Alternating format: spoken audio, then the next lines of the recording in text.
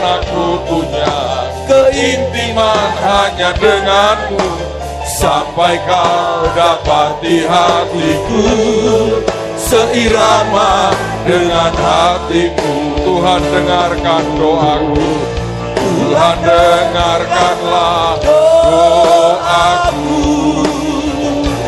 Terimalah penyembahanku Tuhan, tubuhku, jiwaku dan rohku.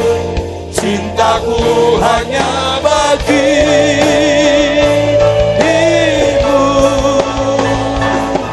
bagimu. Ya Tuhan, ya Tuhan, Rajaku, oh Rajaku, Yesusku. Asirana mata kaya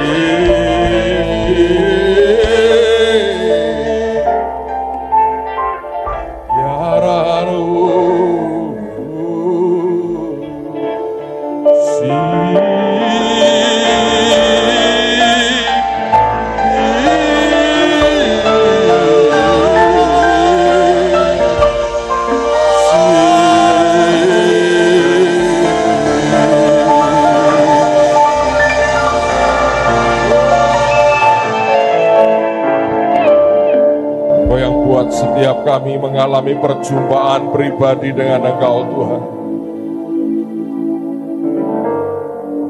Hanya dengan terang Tuhan hidup kami akan sungguh-sungguh diterangi. Hanya dengan pengertian Tuhan hidup kami akan sungguh-sungguh mengerti.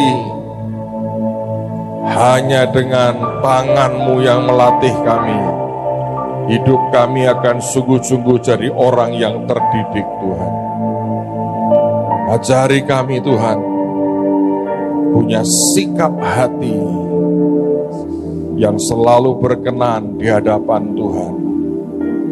Ajari kami punya sikap hati yang tahu apa yang menyukakan hati Raja kami.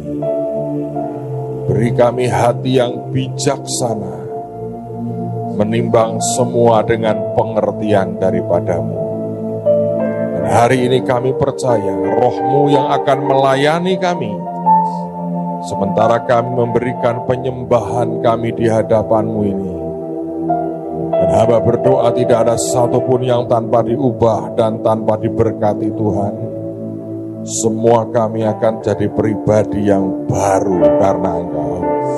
Terima kasih Tuhan, jangan lewatkan satu orang pun.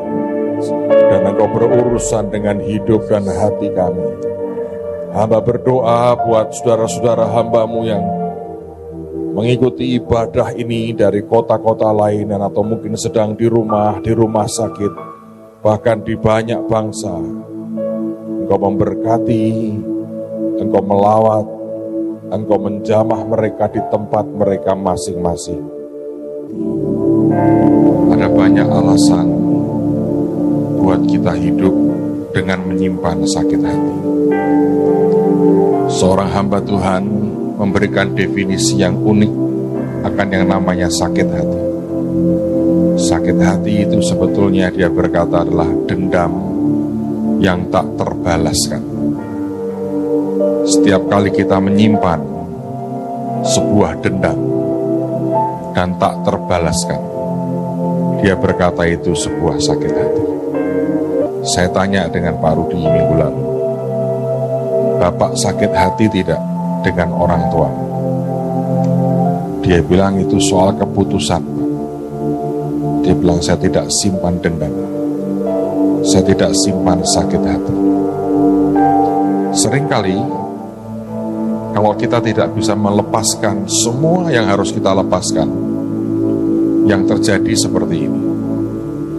Kalau Anda adalah orang yang pernah dipukuli, dihajar orang tuamu, saudara membenci akan apa yang orang tuamu lakukan. Biasanya orang itu akan bertekad, nanti kalau aku punya anak, aku tidak akan hajar anak. Tapi kalau dendamnya masih ada, entah di tahun keberapa, tiba-tiba saudara mendapati dirimu menghajar anakmu seperti kau dihajar.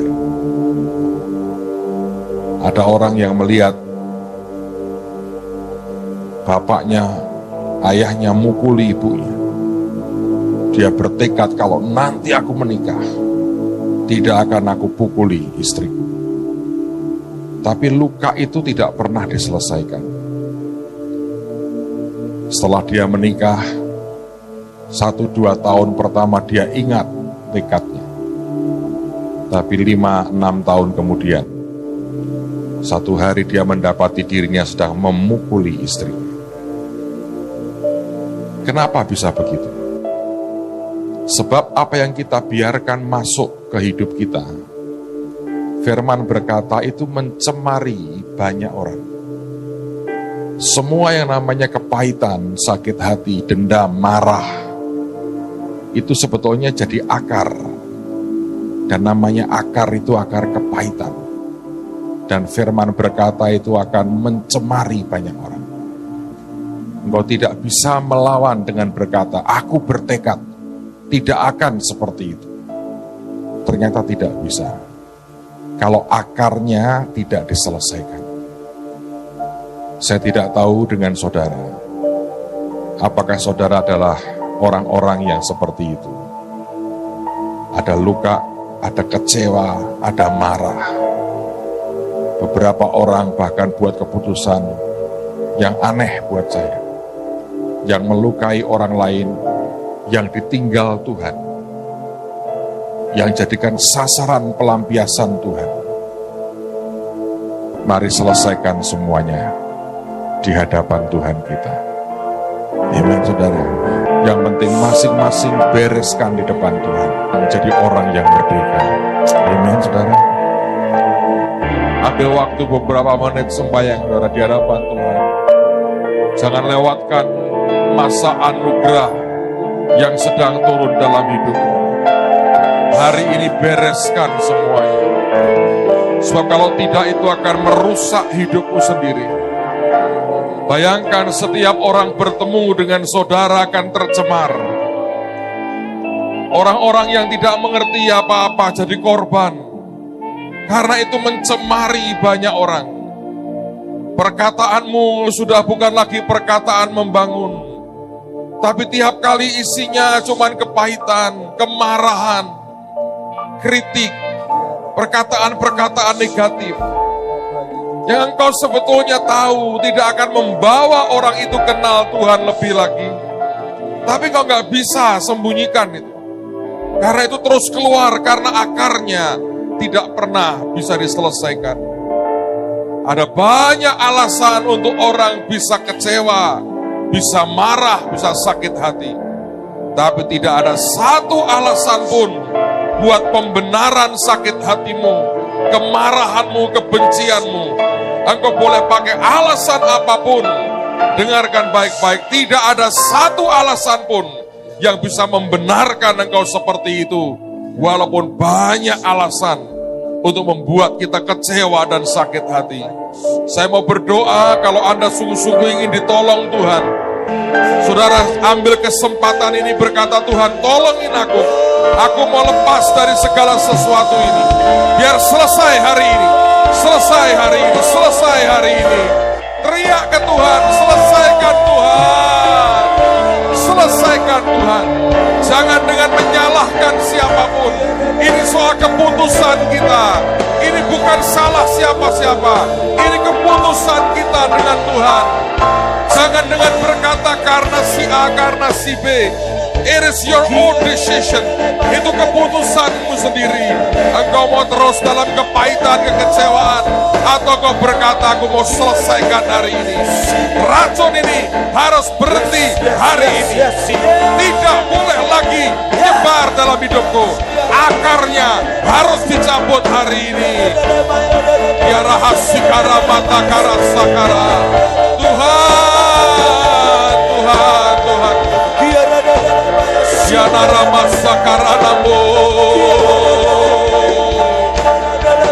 Orang tua yang pernah berlaku kejam terhadap anaknya bertobat hari ini, datang ke Tuhan minta ampun. Orang tua yang seringkali mengutuki anaknya bertobat. Anak-anak yang pernah merasa di-abuse orang tuanya, ampuni, selesaikan hari ini. Tidak ada kutuk lagi di atas kehidupan kita. No more. Tidak ada. Selesai. Hari ini selesai. Cabut sampai ke akar-akarnya. Shikara mata karala mata karana. Tuhan. Oh God. Kau tahu hati kami Tuhan. Engkau tahu hati kami. Engkau tahu hati kami. Engkau tahu, cabut semua akar kepahitan ini. Cabut Tuhan, cabut Tuhan, cabut Tuhan. Ya rahata sur, rama karala.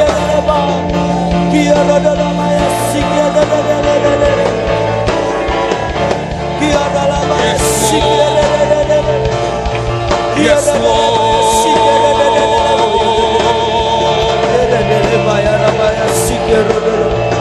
Peluk setiap kami Tuhan. Peluk setiap kami Tuhan. Peluk setiap kami, peluk setiap kami. Biarlah masa karana mase derehataso. Biarlah sadara mata. Selesai hari ini, selesai hari ini. Selesai hari ini, selesai hari ini. Selesai hari ini. Kami kebaskan semua, cabut semua akar kepahitan ini. Biarlah surana mahata, bekese sotokara hantara, beherana suriala hase, bekata sotorono riala hantu, ya hase.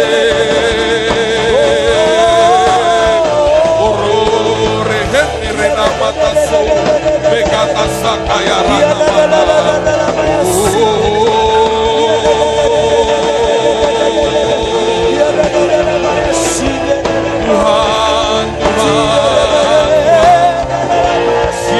maso.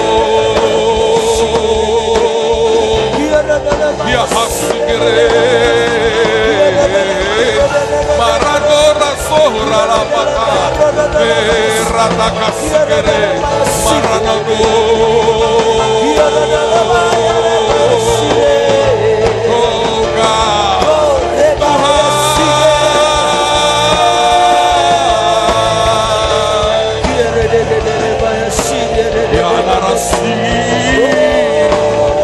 Marahata Sokoro, Marahata Segregata Sekayana.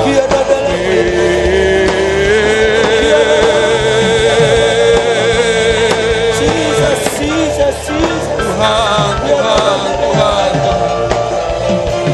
Yanara lahas, Yahata Kasa, Manda Karalara Sure de Karalama, Marahata Koria lahase. Bekata se ranama,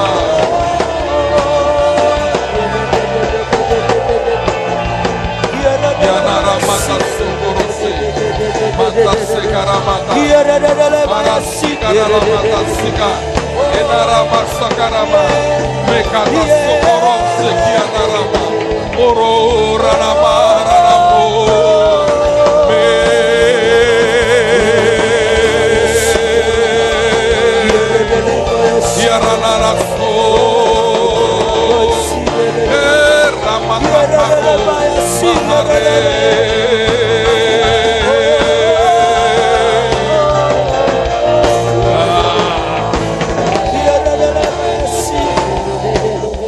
Selesai Tuhan hari ini. Selesai semuanya. Selesai dalam nama Yesus. Thank you Lord. Terima kasih Tuhan. Terima kasih.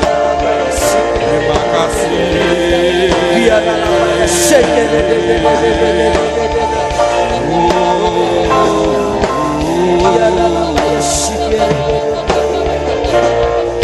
Yes Lord. Terima kasih. Terima kasih. Terima kasih.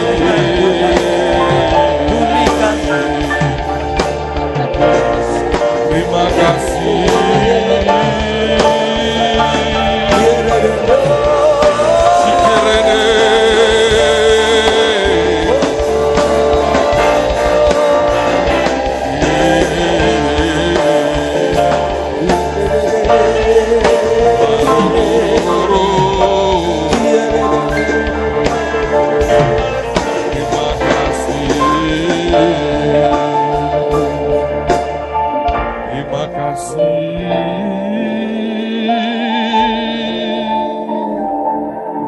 Hari ini waktu kami berkata selesai Tuhan, itu akan membuat kami kembali mendekat dan terhisap dalam kasih karunia Tuhan. Amin. Kau buat kami mengerti Tuhan, setiap kali kami jauh dari kasih karuniamu itu, akar kepahitan itu akan muncul. Hari ini kami berkata akar itu cabut sampai ke akar nama Yesus. Dan bawa kami melekat kembali. Amin. Kepada kasih karuniamu yang ajaib. Amin. Taruh tanganmu di dada saudara. Dan dalam nama Tuhan Yesus, sembuh. Hatiku pulih hari ini. Kasih Tuhan membebat hidupku. Selesai semuanya. Aku memulai sesuatu yang baru bersama dengan Engkau. Di dalam nama Tuhan Yesus. Semua berkata amin. Satu ayat saya mau baca buat saudara. Ayat ini ayat yang kalau Anda renungkan mungkin orang akan berkata Tuhan tidak adil. Tapi ini sebuah keadilan yang sesaat memang tidak terlihat. Coba Anda lihat di 2 Samuel pasal 17. Ayat yang ke-14. 2 Samuel 17. Ayat yang ke-14. Lalu berkatalah Absalom dan setiap orang Israel, nasihat Husai orang Arki itu lebih baik daripada nasihat Ahitofel. Alasannya apa? Kenapa tiba-tiba serentak orang banyak itu punya sebuah pendapat atau opini yang sama? Alasannya ajaib sekali.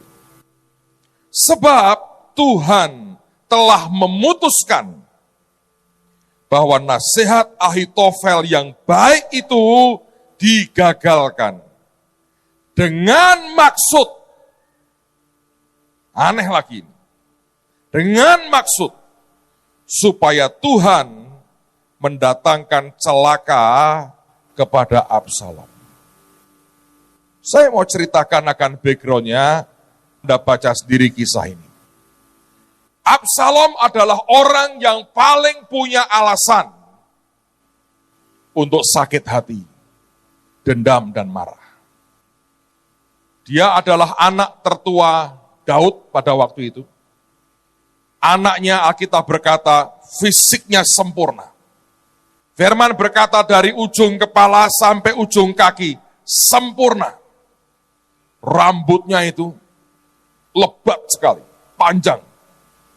Kalau dipotong tiap tahun itu bisa sampai kiloan rambutnya toh. Dia punya seorang adik kandung, satu ibu.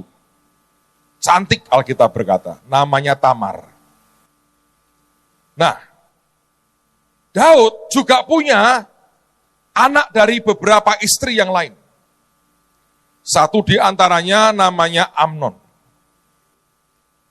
Dan Amnon ini jatuh cinta dengan adiknya sampai sakit. Dan orang berkata, kamu gak bisa apa-apa Amnon, sebab bagaimanapun dia adikmu, satu bapak. Tapi Amnon ini punya seorang sahabat. Dan sahabatnya ini orang yang cerdik, orang yang pinter. Dia sebetulnya adalah saudara sepupunya. Lalu kemudian sahabatnya ini ngomong begini, kamu pengen ketemu Tamar kan? Kamu ingin dia toh? Kamu minta kepada raja, supaya Tamar datang melayani kamu dengan makanan. Nanti kamu akan ketemu dia. Dan Daud hari itu entah kebodohan apa atau mungkin kenaifan apa yang melandanya. Dia tidak tahu apa yang dalam benak anaknya. Permintaannya dikabulkan.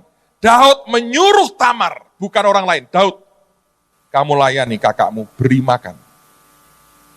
Tapi hari itu berujung Amnon memperkosa Tamar. Selesai, dia perkosa. Malah yang muncul bukan cinta, benci.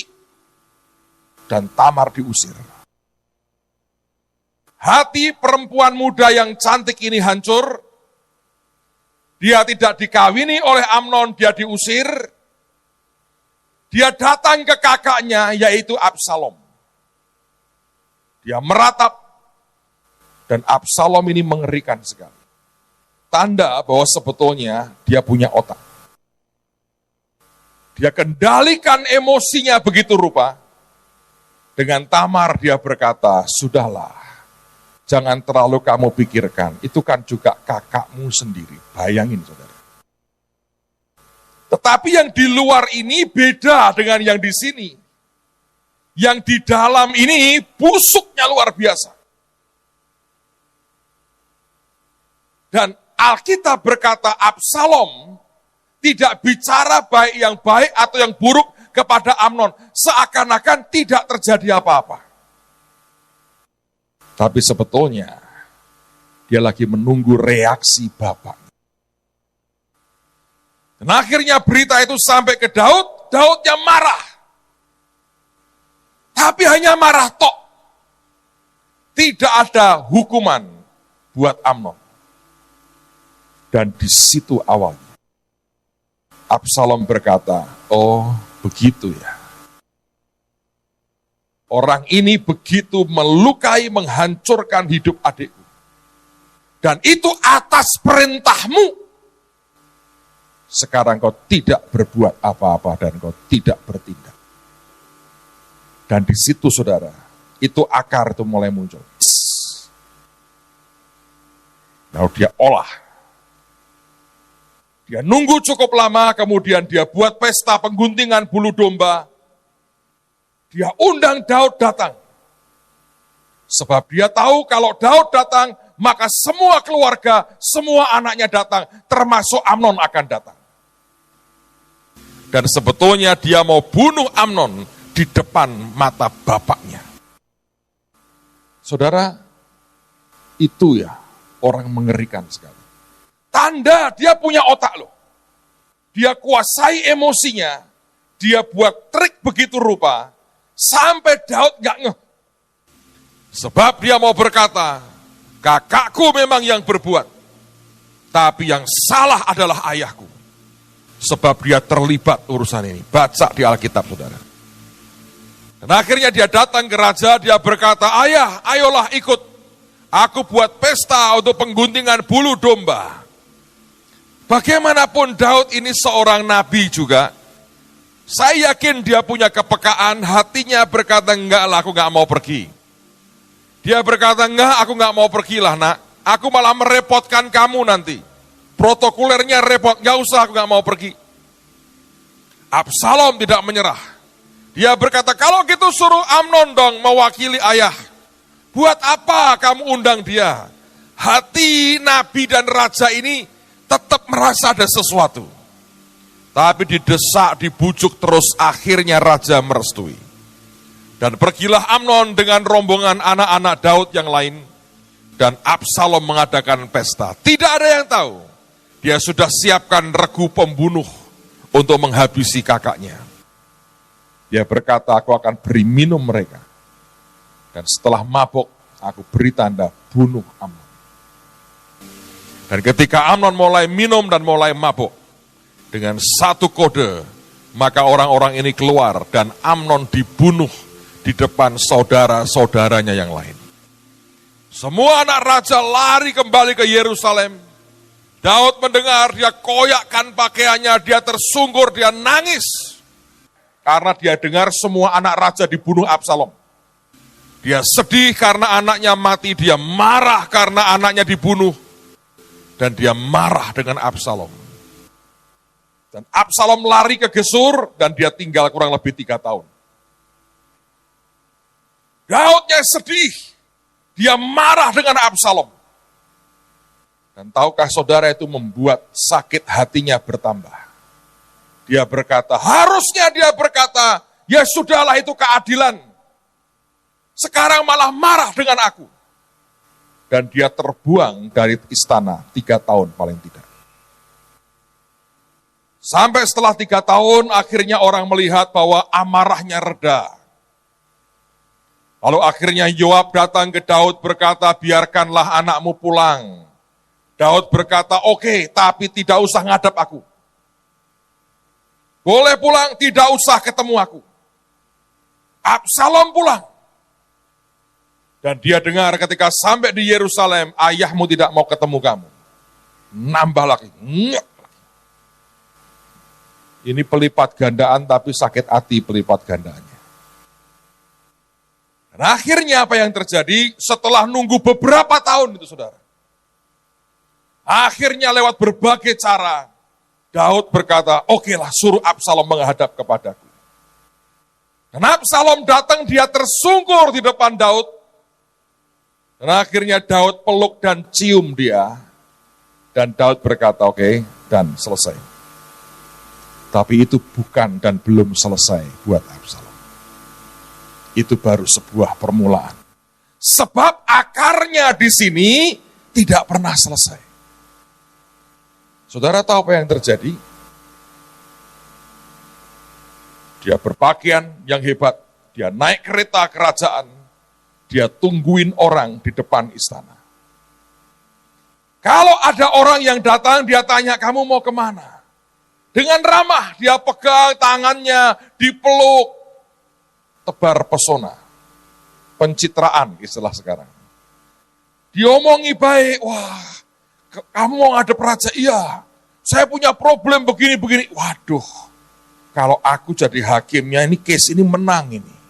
Tapi apakah ada orang-orang di dalam yang mau peduli dengan kamu? Jadi Absalom ini ngerti mana yang bakal disalahkan, dia bela nih.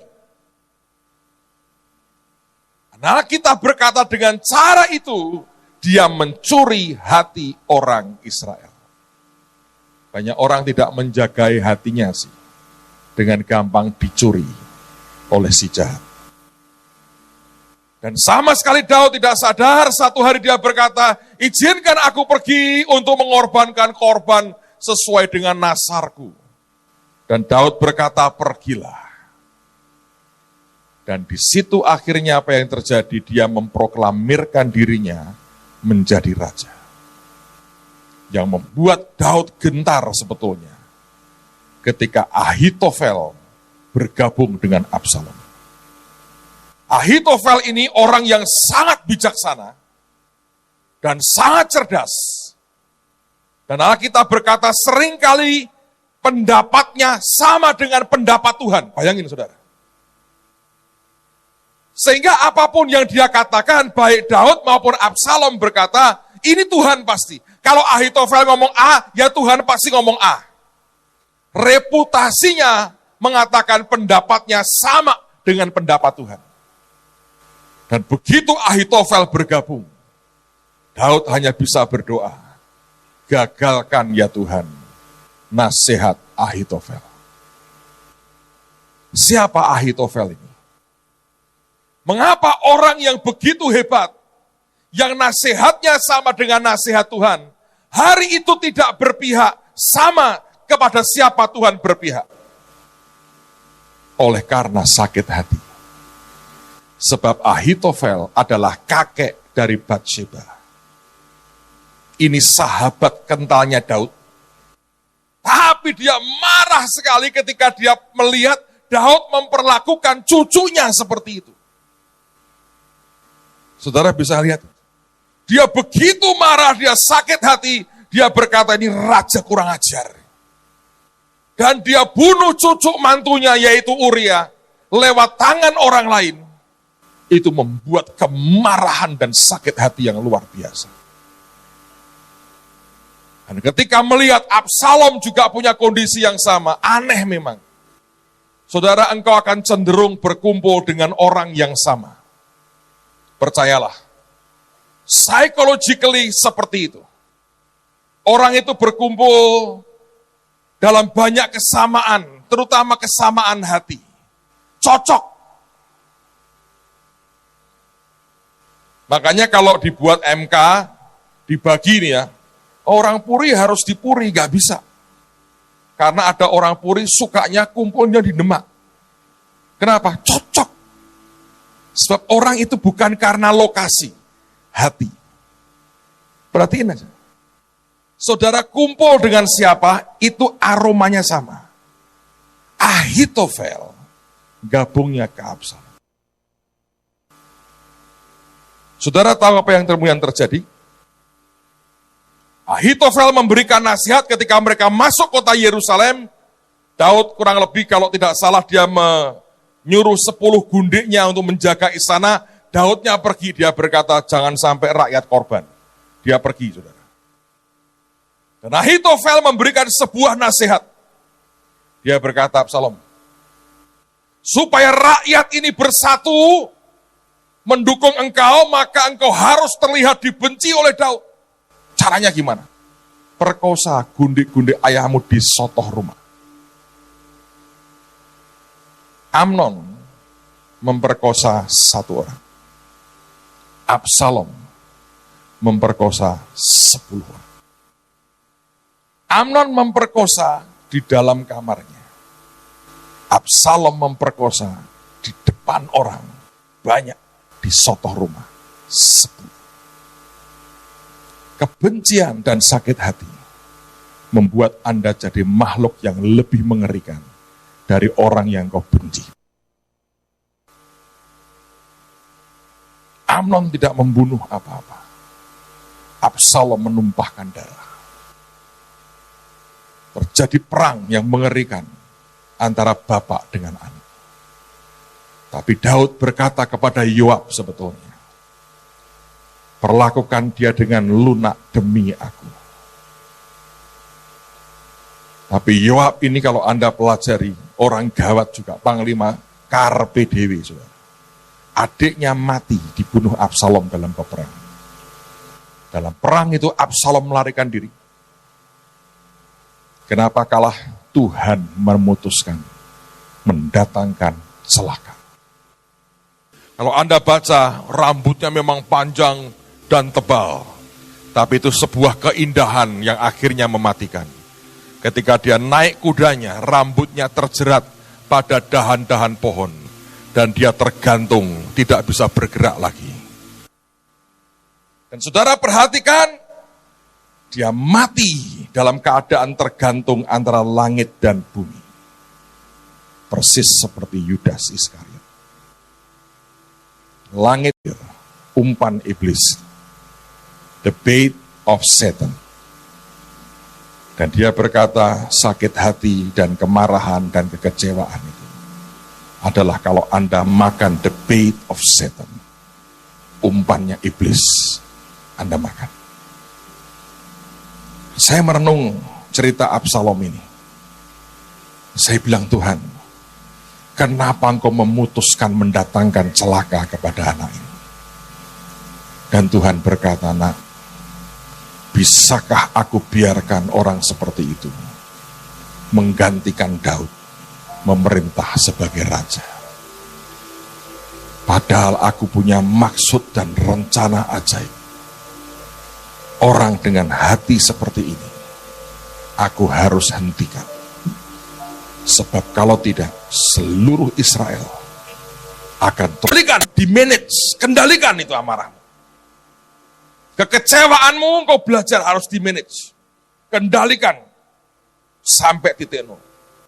Kegembiraanmu pun manage dengan baik. Banyak orang gembira sampai bablas, saudara. Tidak bisa memanage dengan baik. Pernah dengan orang mati setelah dapat lotre besar. Gembira sekali, jantungnya tak kuat. Pedot, saudara, mati. Semua itu harus di-manage. Itu yang Alkitab berkata, buah roh namanya self-control. Engkau tidak bisa kendalikan itu. Anda akan mengerikan sekali. Dan segala sesuatu yang sifatnya emosional, itu berkaitan dengan kebodohan. Semua ujungnya akan akhirnya bertindak bodoh. Dan hanya tunggu soal waktu. Kebodohan itu akan menghasilkan keruntuhan buat kita. Saya berdoa, tidak ada lagi orang yang sakit hati. Absalom ini punya banyak alasan. Keputusan. Ada orang-orang yang sampai hari ini gak bisa ngampuni orang tuanya. Sebab dia memutuskan tidak mau mengampuni. Dan ada orang-orang yang aneh, saudara. Orang-orang itu senang gini ya. Yang namanya luka itu kan gak enak tuh. Tapi luka itu bisa ada enaknya. Kapan itu? Menjelang sembuh. Kok rada ana gatel-gatel piye gitu kan ya? Itu kan di enak kan rasanya, seneng. Jangan percaya. Tapi orang kalau ada lukanya, senang dibegitukan. Senang. Itu yang membuat infeksimu tidak tambah membaik. Nanti bernanah lagi. Karena kau biarkan itu. Si gombal-gombal itu gombali dirimu. Aneh memang manusia itu, saudara. Saudara, kalau ada orang lapor ke saudara, Pak, saya itu kemarin diomongin gak enak loh Pak, sama orang itu. Saudara tidak ingin dengar berkata, wah berarti kamu sombong dong. Gak kepingin. Anda akan lebih suka mendengar gini. Memang setan we kalah nyelekit tok karo dek ini. Memang. Wah itu tanda seneng. Padahal lu sedang digombali itu.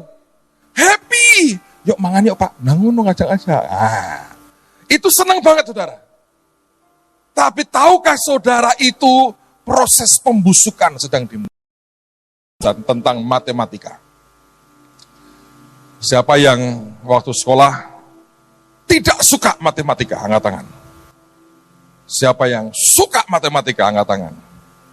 Lumayan loh, Anda ini banyak yang suka matematika. Saya termasuk yang agak membenci matematika. Karena 5 roti dan 2 ikan itu kok bukan segitu ya, kok 5.000 kata saya. Ada 2 orang siswa SMA lagi berdebat tentang matematika. 6 kali 4 berapa? Lalu yang seorang berkata, 24. Yang seorang berkata, 23.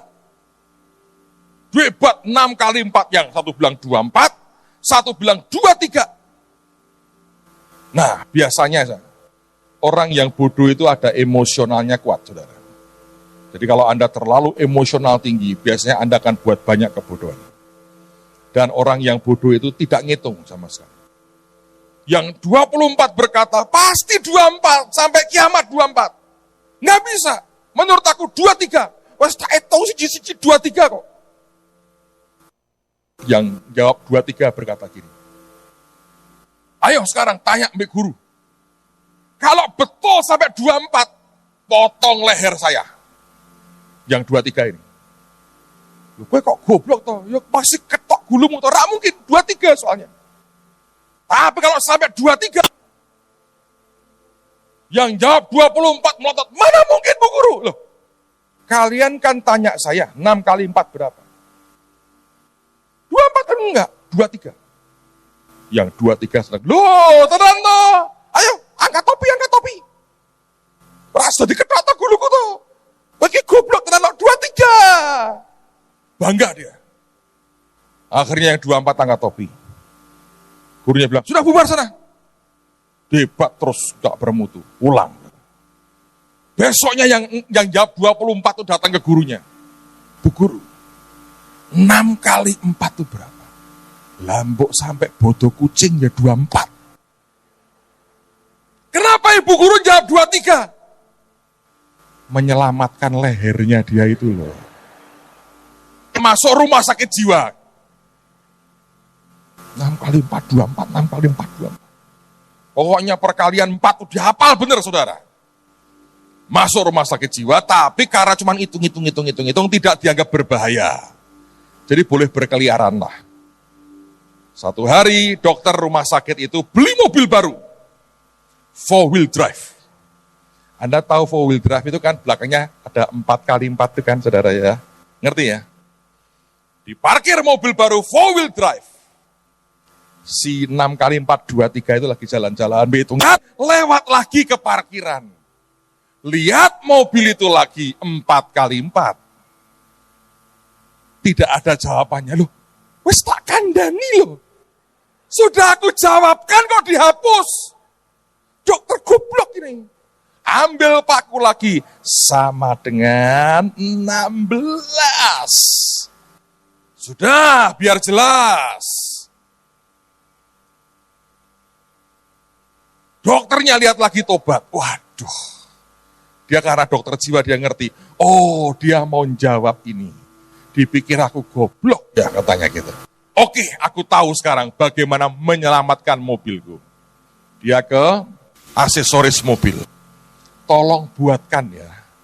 Buatkan apa? Tulisan sama dengan.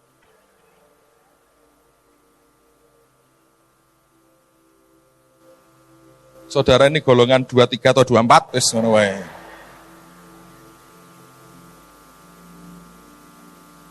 Ada orang kan seneng toh.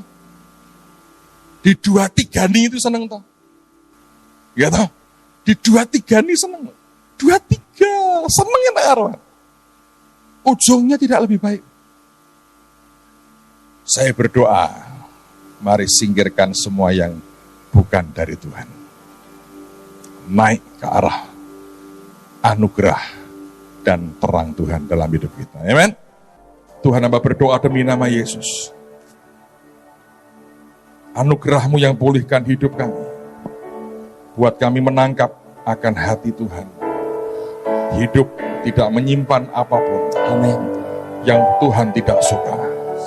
Tapi hidup kami biarkan menyukakan hati-Mu setiap saat. Engkau terus didik kami, Engkau ajari kami Tuhan. Kami ingin hidup dalam kebenaran Tuhan. Hidup jadi umat yang punya kualitas kerajaan Amin. dan mentalitas kerajaan. Amin. Terima kasih.